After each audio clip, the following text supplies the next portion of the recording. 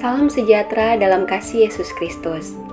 Jemaat yang diberkati Tuhan, kita berjumpa kembali di dalam perjalanan 38 hari karya Roh Kudus sepanjang sejarah gereja.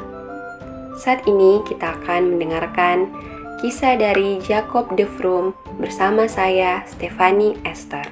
Jemaat yang diberkati Tuhan, Jacob de Vroom adalah misionaris Bali.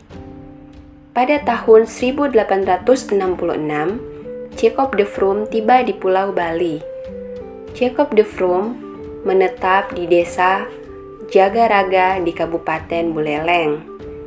Baru setelah 7 tahun tinggal di Jagaraga, Jacob de Vroom berhasil mempertobatkan pembantu rumah tangganya, yang menjadi orang Bali pertama yang dibaptis menjadi Kristen. Pembaptisannya sebagai Nikodemus Nyoman Karangasem mengejutkan keluarganya dan mengakibatkan pembunuhan tragis Jacob de Vroom. Iklana, seorang pemuda asal desa Banjar, Bali Utara, nekat membunuh seorang misionaris Kristen bernama Jacob de Vroom. Peristiwa itu terjadi tanggal 8 Juni tahun 1881. Iklana memukul kepala de Vroom dalam perjalanan sepulang dari rumah asisten residen di Buleleng. Jacob de Vroom tewas pada tanggal 9 Juni tahun 1881.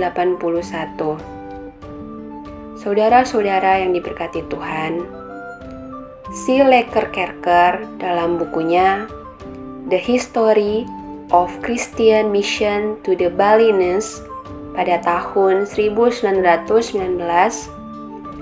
sebuah buku yang mengupas sejarah kristenisasi di Bali, menyebutkan kemungkinan Iklana adalah pemuda yang memendam kebencian pada Belanda dari masa kecilnya.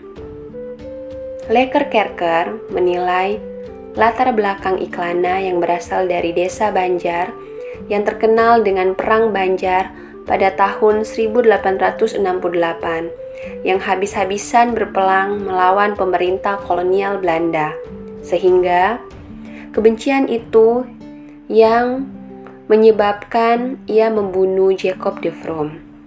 Sekalipun di persidangan terungkap bahwa ia diupah oleh Odin dan Odin diupah oleh I Gusti Wayan Karangasem untuk menghabisi nyawa de Vroom, Lekker-Kerker menilai peristiwa terbunuhnya Jacob de Vroom adalah kisah kegagalan yang perlu ditulis sebagai cerminan kesalahan misionaris di Bali. Saudara-saudara yang diberkati Tuhan, dalam halaman depan bukunya terlihat ia menulis catatan kegagalan misionaris di Bali akibat kurangnya pengetahuan misionaris tentang agama dan kepercayaan orang Bali. Misionaris dijelaskan panjang lebar oleh Lekker-Kerker telah terlalu bersemangat mau berkristenkan Bali dengan pikiran bahwa Bali akan mencapai kehidupan keimanan yang lebih baik dan lambat laun akan pindah agama Islam atau Kristen. Oleh karena itu, mereka berasumsi Kristen harus masuk terlebih dahulu sebelum Bali diislamkan. Sejarah misi di Bali adalah salah satu kegagalan dan kekecewaan, kisah upaya dengan hasil negatif. Tetapi bahkan cerita seperti itu bisa berguna. Ini dapat berfungsi untuk menjadi cerminan dari mereka yang tanpa pengetahuan menyeluruh tentang melakukan mentalitas yang berbahaya, berpikir dan perasaan seseorang ingin mencoba mengubah perasaan ini dalam pekerjaan lain. Saudara-saudara yang diberkati Tuhan, secara khusus dalam kaitannya dengan keadaan pikiran orang Bali, asumsi yang samar-samar telah dijadikan sebagai fakta yang pasti. Orang Bali hanya dipandang sebagai pangan atau berhala yang buta, hanya berdasar dari asumsi samar-samar bahwa Bali bagian dari penyembah berhala yang bersifat animistik di bagian lain Nusantara. Saudara-saudara yang diberkati Tuhan, I Gusti Wayan Karangasem terhitung sebagai orang Bali penganut Kristen generasi pertama. Kenapa sampai berniat membunuh Jacob de Vroom yang masih menjadi bapaknya dalam keimanan Kristianinya? Kisah ini bisa menjadi pembelajaran dan tempat bercermin menarik melihat pergulatan orang Bali dikonversi menjadi Kristen. Jacob de Vroom bertugas di Buleleng tahun 1866 sampai dengan tahun 1881. Jacob de Vroom adalah penginjil lain selain Van Eyck yang ditugaskan secara bersamaan di Bali. Mereka berdua yang disebutkan sebagai dua penginjil Kristen yang punya misi mengkristenkan Pulau Bali secara gigih mulai tahun 1866 di Bali Utara.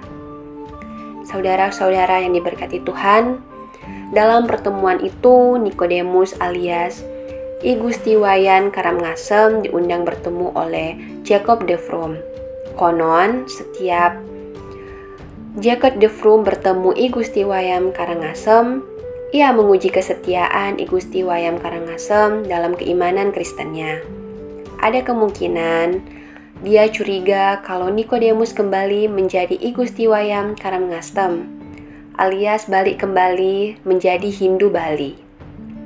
Dia dikabarkan diuji oleh Jacob de Vroom untuk mengucapkan 10 hukum Allah, doa Bapa Kami, dan pengakuan iman rasuli. Singkat cerita, dia tersinggung, marah, kemudian beredar disebutkan bahwa ia menghabisi Jacob de Vroom yang semestinya menjadi tuannya dalam keimanan barunya. I Gusti Wayan Karangasem alias Nikodemus menghasut Odin.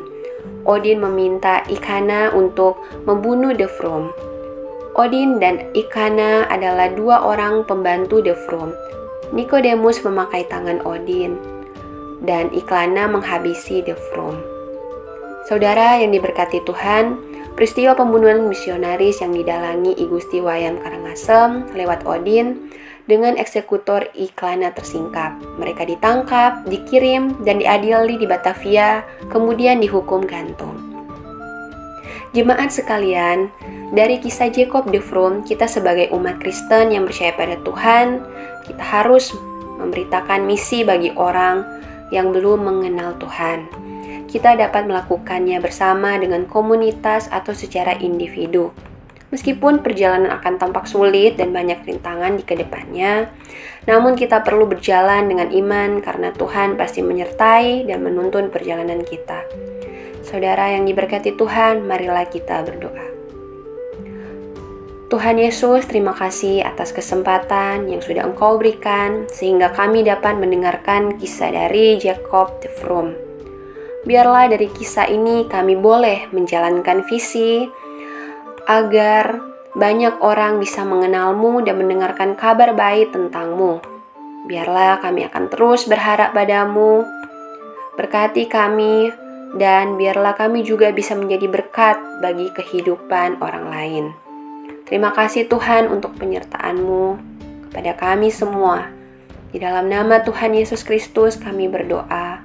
Haleluya. Amin.